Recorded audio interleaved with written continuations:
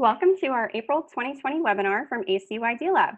We're grateful you're able to join us today, most likely not at your desk at work. Most of us are probably at home with our routines turned upside down, so we're happy to provide something familiar and helpful. These webinars will be recorded and available on our Idea Lab YouTube site, which will be emailed to you at the conclusion of today's session. On our main website, acuidelab.com, you can also learn more about what we do for professional development. If you would like more information on our online degree programs, please visit acu.edu/online. All of our online degree programs are designed for working professionals like yourself. Today, we will hear from Dr. KIPI Fleming, who I will introduce momentarily, and I'm Noelle Awan. I'm your host this afternoon. You will notice that all participants are muted and hidden, but there will be opportunities to participate in today's session using different functions found at the bottom of your Zoom window. Please use the chat for general intros, comments, and questions for Idea Lab. We will use the poll questions as we have in the past, but we'll also use the chat to answer some audience questions today. And you'll want to be sure to choose all panelists and attendees so that everyone can see your responses, including our presenter today. If you have specific questions for our presenter, please use the Q&A feature. Let's begin using the chat with everyone sharing their name and the city and state they're joining from. Here is today's agenda. Dr. Fleming's presentation is Identity, Emotion, and Power, the Conflict Triad. I will close this out no later than 12:45 with some next step items, and we welcome anyone who would like to stay after for a Q&A with KIPI. During this webinar, you will become familiar with the three elements of the conflict triad. You'll understand the role identity threat plays in the progression of conflict. You'll list 4 to 5 personal core identities, and you'll understand the difference between intent and impact. Now, I'd like to introduce our presenter sharing some of her expertise with us today. Dr. KIPI Fleming is the Conflict Management Program Director and Assistant Professor at ACU Online. She received her BS ED in elementary education with an emphasis in reading from Abilene Christian University in 1985. Before the birth of her children, she taught first grade and later substituted in the public schools in Texas and Oklahoma at all levels. Dr. Fleming received her MACRR from ACU in 2010 and went on to complete her doctorate in conflict analysis and resolution from Nova Southeastern University in 2015, where her research concentrated on the biblical interpretation of marital submission and how it affects the Christian marriage relationship. Dr. Fleming joined the faculty at the Duncan Center in the summer of 2015 as an adjunct professor and was named the Conflict Management Program Director at ACU Online in July of 2016. Her research interests include family conflict, gender and conflict, conflict in schools, leadership in conflict, church conflict, and conflict in American history. I think it's safe to say she enjoys learning about conflict.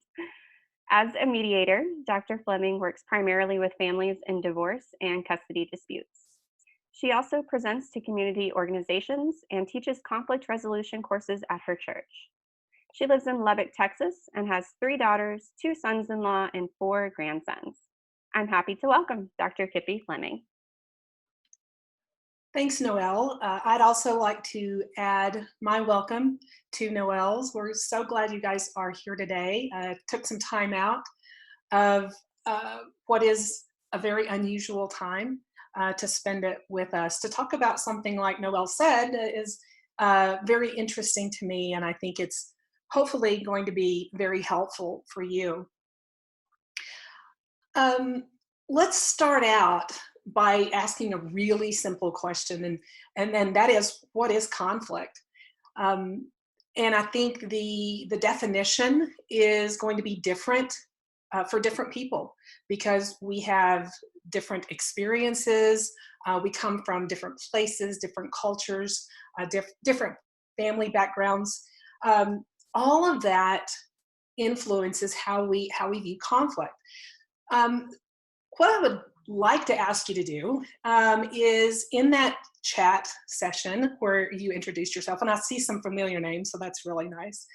I would like for you to, in either one word or a short phrase, tell me your definition of conflict. Something very, very, very brief, one word or a short phrase. What is conflict to you? And please be sure that you check all panelists and attendees, not just all panelists, down on that in that blue arrow.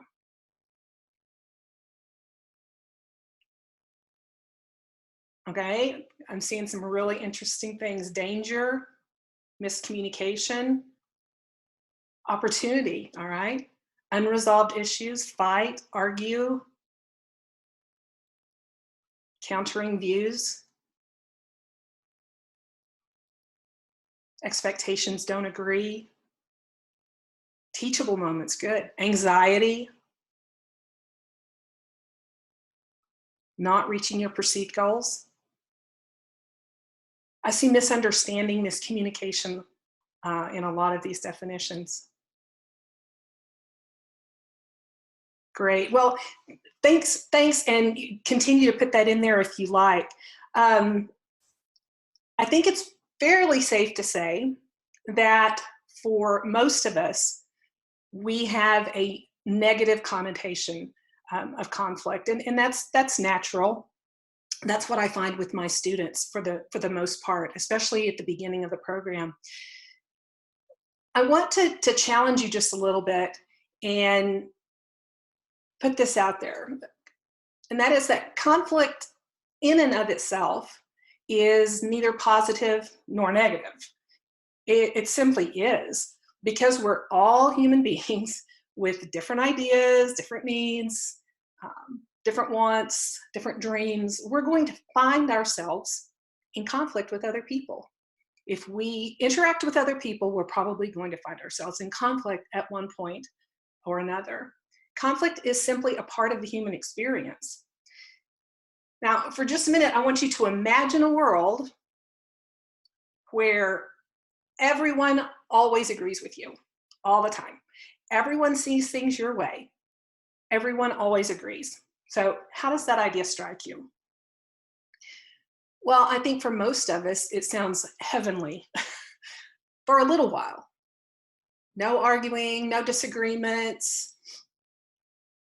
But while conflict can be uncomfortable, life without conflict would be boring with a capital B. Conflict offers us opportunity to grow, and conflict also makes life interesting. I want you to imagine your favorite book or your favorite television show or movie. What would those stories be like without conflict? They would be so boring. If there is no conflict, there is no story. So what really causes conflict to be either positive or negative is simply how we approach it. So let's define conflict a little more thoroughly. And I'm using the definition from one of the textbooks that we use in our foundational course, Hawker and Wilmot. And these authors describe conflict as an expressed struggle between at least two interdependent parties who perceive incompatible goals, scarce resources, and I'm going to say and or interference from others in achieving their goals. Now, I want to break this definition down into some separate parts. And we're going to start with the word interdependent. In order for us to have a conflict with someone, and this is an interpersonal one-on-one conflict, we have to be connected to them in some way. We don't have conflict with people we don't know, not one-on-one interpersonal conflict. We simply don't do that. We have to be connected to them in some way, whether it's family, church, school, work, friends. Somehow we're connected to them. Second, we perceive that we have incompatible goals. Let's use this as an example. Let's say that there is a husband and a wife, and they find that they have a free weekend. Now, this is post social distancing, okay? They have a free weekend, And spouse A decides that they want to spend that weekend getting away, just getting away from home, getting away from work, and relaxing. Spouse B sees that they have this free weekend and they know that there are a lot of things that need to be done around the house. And this is the perfect opportunity to do that. Now, these two people have the same amount of time, but they have different goals in what they want to achieve during that time. So they have incompatible goals. They can't do both. They can't go on vacation, get away from it all, and spend the weekend cleaning up the house or fixing up the house. Can't do it. So incompatible goals. Third, there are scarce resources. If we go back to our husband-wife weekend example, what is the scarce resource there? It's time. There's a fixed amount of time that they have that is free, and they disagree on how that time should be split up. What are some other fixed resources, fixed amount? Natural resources. That's a cause of many wars in human history is over natural resources, how those are going to be split up or taken by one country or another. Money is another one. In the world that we live in today, another scarce resource is toilet paper and Lysol spray. Who would have thought that we would have people in the aisles of Sam's and Walmart who are getting into physical altercations over toilet paper? But when a resource is perceived to be scarce, it's very easy to come into conflict with another person. And then finally, interference from another person in achieving our goals. And this can be the fact, like our husband and wife example, that they have different goals. Or let's say that same husband and wife want to spend the time together, so they have the same goal, but they have different ways of doing it. Going on vacation or spending time together, fixing things up around the house. Same goal, different ways of getting there. So for our time today, I want to focus on that first word, interdependence. Because we're connected to that other person in some way, identity almost always plays a significant role in the progression of a conflict. So what is identity in this context? Identity is how we see ourselves in the relationship or in the conflict. It can also be how we want the other person to see us. Many people are probably familiar with the term face or saving face. That's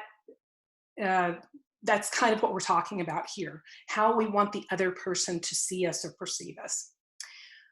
There's been a lot of research on group and social identity and conflict, but there's a lot less on how identity works in interpersonal conflict, one-on-one. But I want to take it down to the personal level. So I'm going to start off by telling you guys about my identity.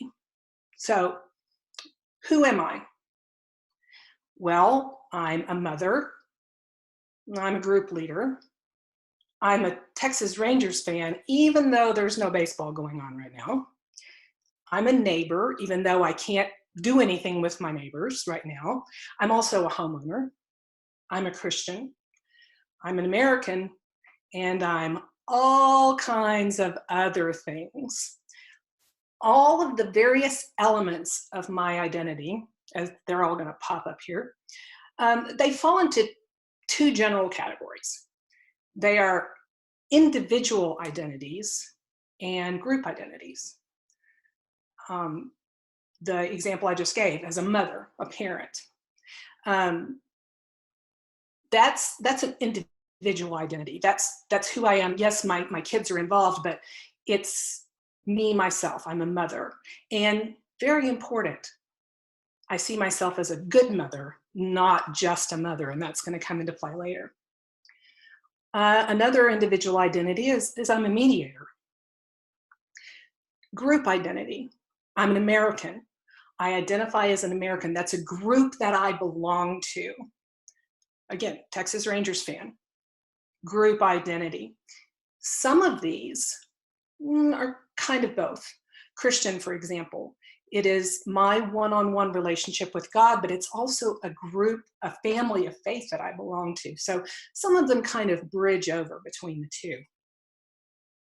And notice some of these things that are listed here are what we would call more values: trustworthiness, fair-mindedness, inclusiveness, honesty, integrity, faith. Those are more values, but because those values are also, we hold those very close, we include values when we talk about identity.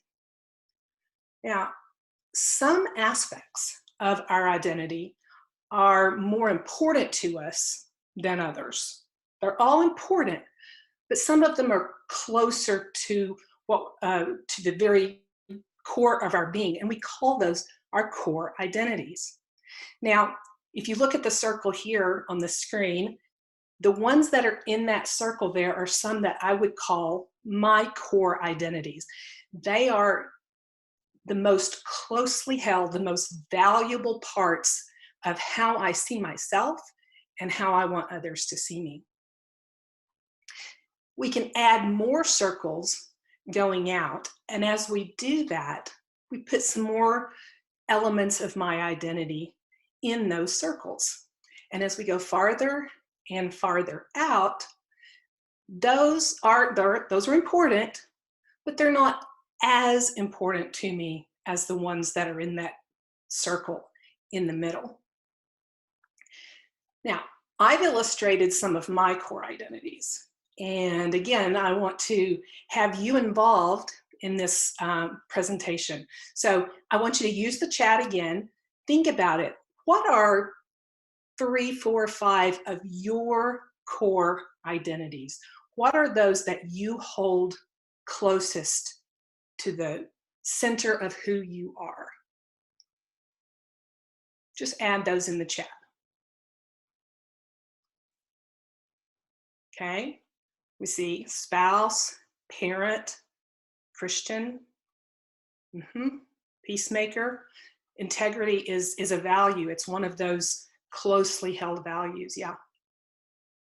Musician, contemplative Christian, a conservative, and there's another relationship, grandparent. For those of us who are grandparents, that's very, very important, okay? Husband, father, Christian friend, relationships. Very good. So many things that are important to us that really define who we are and how we see ourselves. In their book on conflict coaching, Jones and Brinker discuss 3 elements of conflict in a good bit of depth. I've adapted their 3 elements into what I call the conflict triad. And the first element of the triad is just what we've been discussing. It's identity. Now, from my experience of working with people in conflict, I truly believe that understanding the identity issues that are at play in almost every interpersonal conflict that we face on a day-to-day basis is the foundation. Understanding identity is the foundation to understanding where the conflict began and, more importantly, how we're going to work through it. So, identity is element number 1.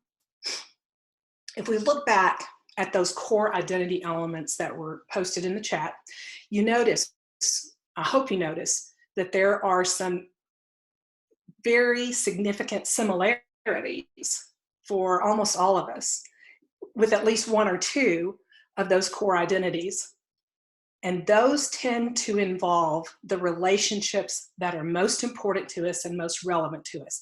Things like parent, spouse, Christian, what we do for a living, our profession. Those things tend to be our core identities. And this is important because those that were on the outer edge of the circle, those things can take more of a hit than the things that we've listed here that were in my inner circle.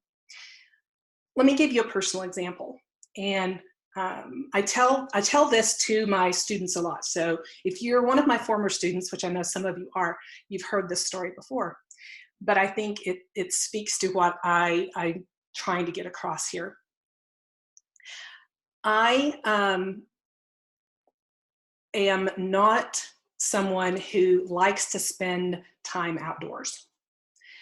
I want to have a nice yard. I am a homeowner. That was on my list of identities. I am a neighbor. Those are important to me. My goal for my yard is not to have the worst yard in the neighborhood. Now that's not a very high goal, but that's my goal. I don't like yard work. I like to have pretty flowers, but there's a lot of other things I'd rather spend my time doing than doing yard work. So if someone says to me, KIPI, plants come to your house to die, I would laugh and agree with them. And I may be a little bit embarrassed, but yeah, they're probably right. And I'll be able to go on and I'll be fine. However, if those same people say to me, KIPI, your parenting skills, I don't know what you were thinking when you were raising those girls. Being a mom, and not just being a mom, but being a good mom, is one of those core identities for me. It is how I see myself. And as many times as I've given this example, as many times as I've told this story, I cannot tell it without having a physical reaction to that. It hurts me on the inside to think of. And that's because it is a very natural response to a threat to a core identity. We all have this physical reaction. I want you to imagine yourself the last time that one of your core identities was hurt by something someone said or did, whether it was intentional or not. Think about how you felt at that moment. What was your reaction? If you're like me, and most of my students, you probably had a very highly emotional response to what you perceived as an attack on one or more of your core identities. You may have become angry, you may have been shocked, hurt, embarrassed, saddened, and depending on the situation, you may have become frightened, or you may have had some, what we might call a gut reaction. For most humans, a perceived attack on our identity or closely held values will bring on an emotional response. And the closer that attacked identity element is to our core, the more powerful that reaction is going to be. It's instinctual. These negative emotions are the driving force behind many interpersonal conflicts, and they are the second element of the triad. So what do we do with these emotions? Well, usually one of two things.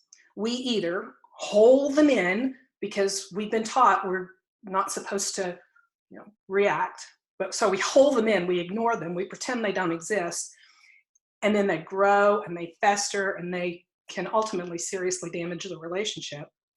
Or we express them in the moment in a very negative and damaging way, which can also hurt and destroy the relationship. So here's a question for you. How often Do your negative emotions affect your relationships or your interaction with others, with your family, friends, work colleagues, neighbors, etc.? And you can be honest, we don't know who said what.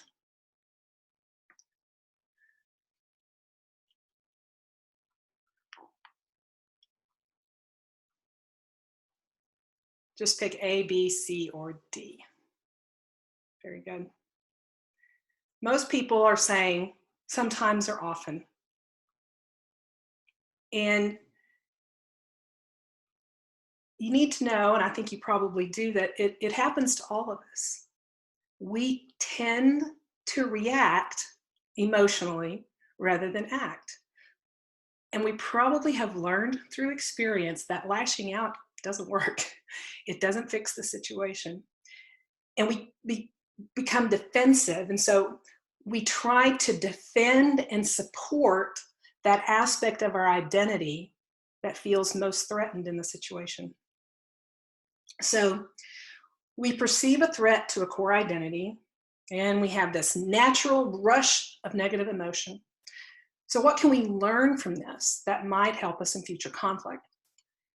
I hope that you've noticed that I've used the term several times, perceived threat, when describing this imaginary identity threat that we're all having.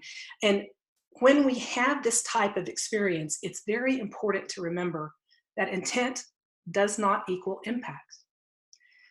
This is one of those things that I hope you'll remember from this presentation. Sometimes, let's be honest, sometimes people do mean to hurt us. They do. Sometimes people are mean and they're vengeful. We know that. But most of the time, they really don't mean to be mean.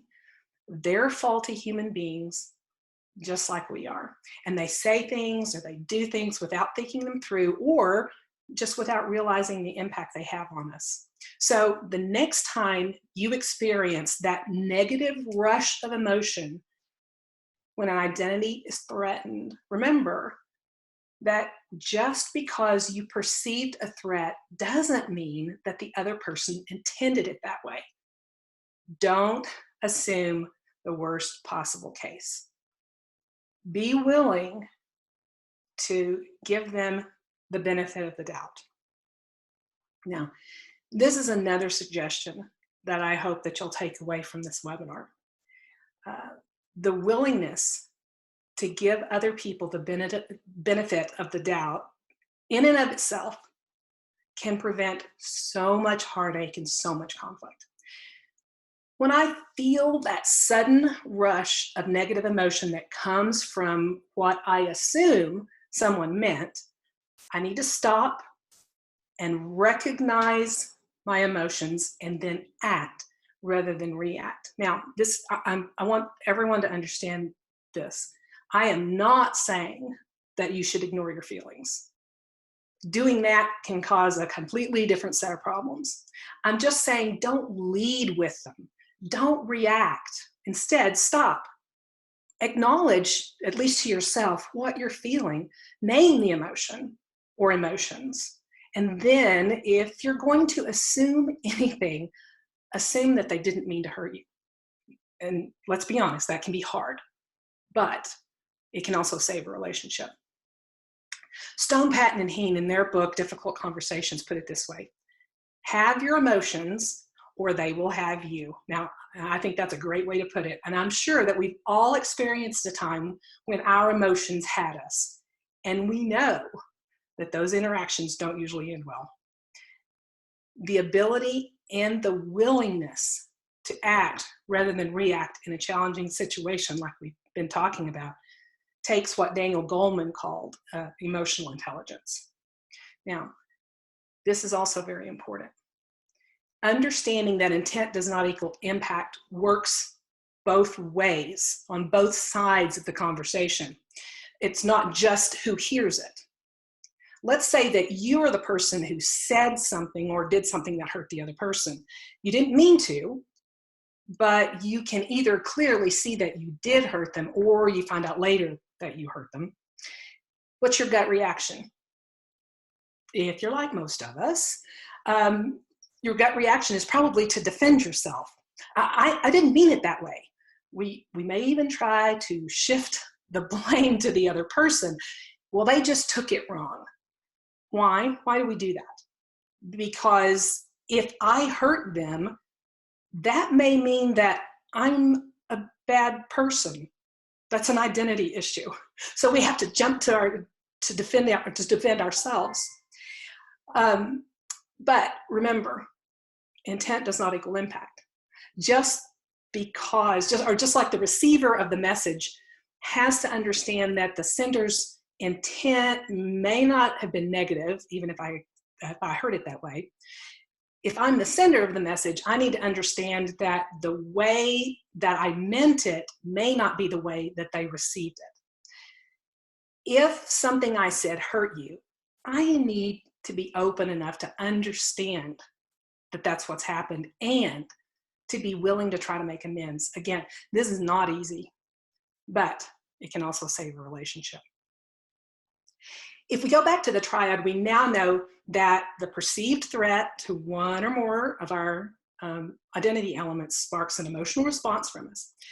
And according to Jones and Brinker, when our emotions take over, when we react rather than act, our natural instinct is to feel as though the other person now has the upper hand. And by gaining the upper hand, they have also gained power over us. And when we're faced with this perceived loss of power, our natural response to that loss of power is to do whatever it takes to get it back. How would you guess that we often try to make that happen? Well, if you said attack the identity of the other person, you would be correct. Oh, you think I'm a bad parent? Have you taken a good look at your kids lately? We try to hit them where they hit us or even deeper. And when their identity is attacked, what is their reaction going to be? They're going to have a highly emotional response, which results in their feeling that they have lost power. And so they're going to try to get it back by doing what? By attacking our identity, which causes us to have that highly emotional response. And now we're caught in this spiral with both parties trying desperately to rescue their damaged identity and regain the perceived loss of power, and so on and so on and so on, until we have a conflict that could very, very easily become intractable with a very little chance of resolution. So, how do we prevent being sucked into this negative spiral? I suggest that we begin by understanding the various facets of our own identity, particularly our core identities, and also understand why some of them tend to be more fragile and are more easily threatened. This type of self-awareness can be challenging. I'm just being honest, it can be challenging, but it can also open us up to a much greater understanding of why we fall into conflict with the same people over the same types of things over and over and over. And usually it's the people we're closest to. Why is that? Well, because so much of our identity is centered in those relationships. So once I'm able, and more importantly, once I'm willing to become more self-aware, it's easier for me to be open to the idea that intent does not equal impact, which will hopefully make me more willing to give other people the benefit of the doubt, and then ultimately to seek understanding rather than agreement. Agreement's nice, but among different people with different backgrounds and different ideas, it isn't always going to happen. And if agreement is my goal, I'm probably going to fail much more often than I'm going to succeed.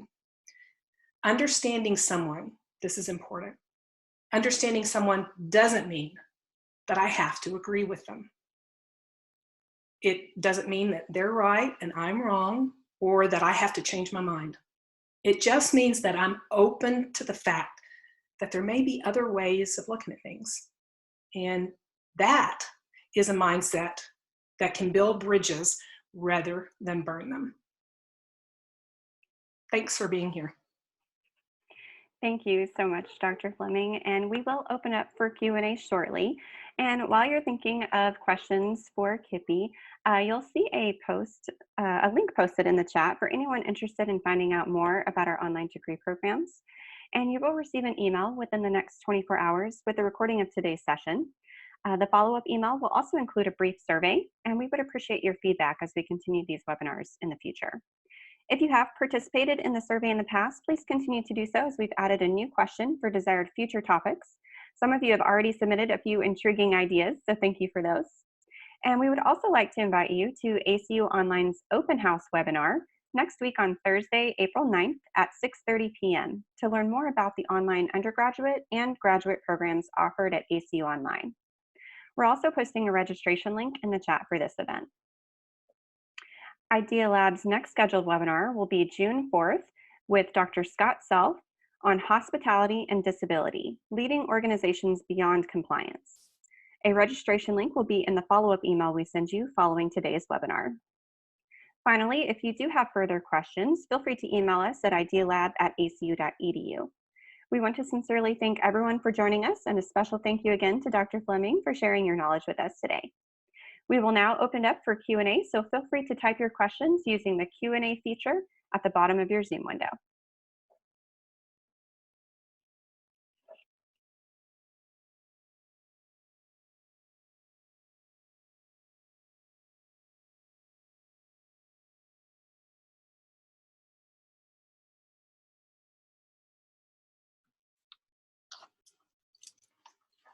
Joey asked about people on the internet. I know that it's very tempting for us, for me, to get on various, especially right now, on various news sites and read through some of the comments that are made, and there are some nasty things that are said back and forth. And it's very easy to do that, I think, on the internet, because it's very, we've got anonymity, and we can say ugly and hurtful things to people. And I think there are some elements of identity that that play into that kind of thing. But for me, I simply don't do it. I just stay away from it. I don't think it's helpful. Engaging in debate over rightness and wrongness of certain actions by whether it's our political leaders or whoever, I don't think that we're going to solve those issues online in a chat or a discussion board. So I just think there are more profitable ways to spend our time, and we can talk to people and try to understand them. But again, if we're going for agreement rather than understanding, we're probably not going to get there. It's just not going to happen. And people in quarantine together, be patient.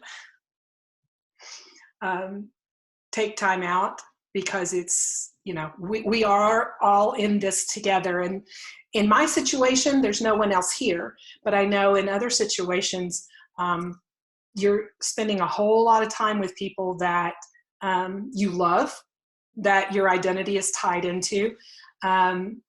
But we need some differences. We need some time away. And so I would suggest, I'm not a counselor, so I can't offer anything like that, but just time alone sometimes is helpful. If everyone goes to their separate rooms and spends some time alone, I don't know if that might be helpful for anyone or not, but that's what I would do.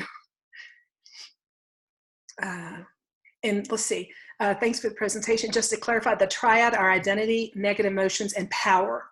Power is the third element of the triad.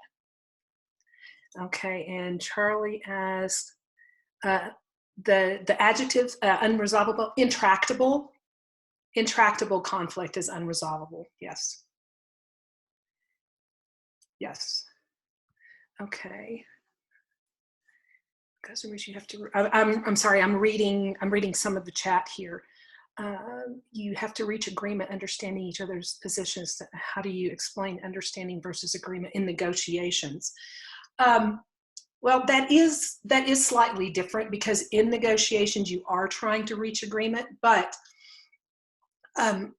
also you can, and we teach this in our negotiation course, in that you're looking for ways to make as many things happen for each party as possible. In other words, you're trying to enlarge the pie, where we were talking before about a fixed resource like time, money, etc., where there's a fixed pie.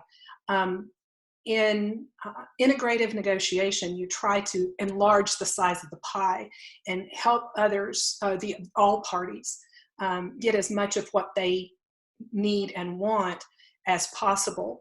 When we're talking about understanding versus agreement, this is more in an interpersonal situation than negotiation. Obviously, in negotiation, you're working for agreement, but that the agreement, that in and of itself, it's not an agreement necessarily on philosophy or values. It's an agreement for those resources. So whatever it happens to be. So when we're talking about agreement in that sense, it's a little bit different than we're talking about when we're talking about agreeing on values and opinions about things. I hope that helps. Let's see. How can you coach through a situation when you're one of the conflicted parties without the other person thinking you're trying to win? That is a great, let's see, I can't see a whole name here, but coaching through a situation when you're one of the parties. I cannot tell you the number of times that my kids have said, "Mom, don't use that conflict management stuff on me." However, it doesn't mean I stop doing it. And my hope is that they are learning how to ask questions and how to work through conflict by my example. But I have had my kids and occasionally a friend say, "You're doing that conflict management stuff again." It can be challenging, because part of you has that emotional attachment in there. And then part of you, the part that's trained, says, "This is not what I should be doing. I should be looking for interests, and I should be working collaboratively." So I would say you keep doing what you know is the right thing to do. And sometimes it takes bringing someone in. And if you are too involved, if it's too emotional, if that conflict is too emotional, you're probably not going to be terribly effective. And bringing in someone else, a third party, and that's what a mediator does. That mediator is that neutral third party who can help those parties who are highly emotional for whatever reason, help them work it out. Because if the other person perceives me as having a vested interest in how things come out, it is going to be really difficult for them to see me as trying to work through it in a way that's collaborative. So you can try, but it's probably going to be more effective with another person, a neutral person there. Speak about how to inspire conflict participants to shift from arguing about identity to listening for understanding. We do this all the time in mediation. And I work, as Noelle said in the beginning, I work with families in divorce. And so I hear this all the time. I see it a lot. As the mediator, I try to help them, and this is not something that happens in a matter of minutes. This is something that takes work and it takes time, but helping them to see what they have in common. For instance, parties in divorce with children. Almost always, the best interest of the children are something they have in common. Now, they may have different, again, like we talked about, different goals. This would be a similar goal, best interest of the children, but different ways of getting there. They may have different ideas about what the quote unquote best interests of the kids are. But if we can start where we are the same, start with what we have in common, and recognize that we're both good parents and we are both concerned about our kids. When I can get them there, I'm going to have a lot more success with them working out what that actually is going to look like. And there's no way to predict that. All families are different. But I would say you want to find out what we have in common. Because if you also like something that I like, or if we want to get to the same place, we just may have different paths. Finding out what we have in common, it makes that other person a little bit more human to me. Hopefully that helps.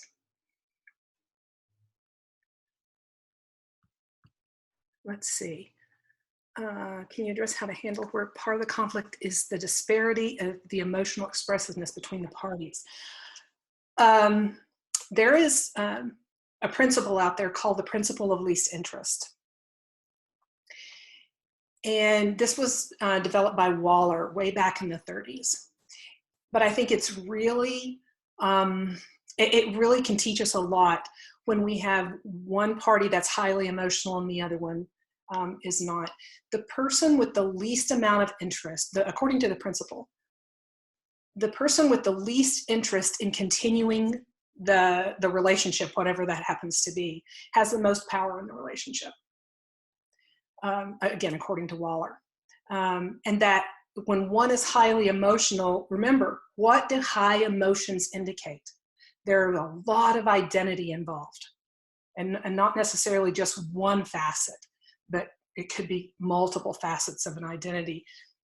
High emotion, if I'm the third party, if I'm the mediator, if I'm the peacemaker, and there are high emotions involved, we need to start looking for the identities that are at play here. With the highly emotional person, you know, if it's a mediation situation, I'm probably going to take them aside. I'm going to take them into caucus and let's talk through this. Where are these emotions coming from? If it's, let's say it's a divorcing parent, and we've got one that's, you know, determined to divorce and the other one doesn't want a divorce, pulling that one aside and saying, let's work through this. And letting them know, identifying those identity issues, and then acknowledging them and supporting them. If they feel like that this means that they weren't a good parent, or they weren't a good, or the other person felt like they weren't a good parent. Again, how they appear to the other person. They weren't a good spouse. So I'll help them talk through that. And sometimes it just is, one is more emotional than the other. But if one is highly emotional, I'm probably going to take them aside and help them work through and see if I can identify the identity issues and then talk about that with them. Is it fair to say that anger arises in our emotions when we fear that we anticipate we will lose power to get what we want, or lose power to hold on to what we already have? Anger is one of those, yes. But remember, anger is a secondary emotion. Anger almost always covers for something else. Fear, embarrassment, sadness. If I can get below the anger and find out why they are angry, what is it that's underneath? What is that emotion? What is the identity that is beneath the anger? It will be more helpful than just trying to calm an angry person down. We need to find out where the anger is coming from. But I think, yes, losing power, but again, what is it about the losing power? Is it because I feel embarrassed? Is it because I'm afraid? Those things all would also tie into the power issue. But that's a great question, Charlie. All right. Noelle, did I miss anything? I think that probably wraps it up. We had some really good questions. I love this Q&A part because we always get to branch off into new things, and it's very interesting. So thank you everyone for participating. I think we are going to go ahead and conclude today's session. If you do have further questions, please email us or visit our website at acu.edu/online or acuidlab.com. Thank you again for joining us today at ACU ID Lab, and we hope you have a blessed day. Thanks, everyone.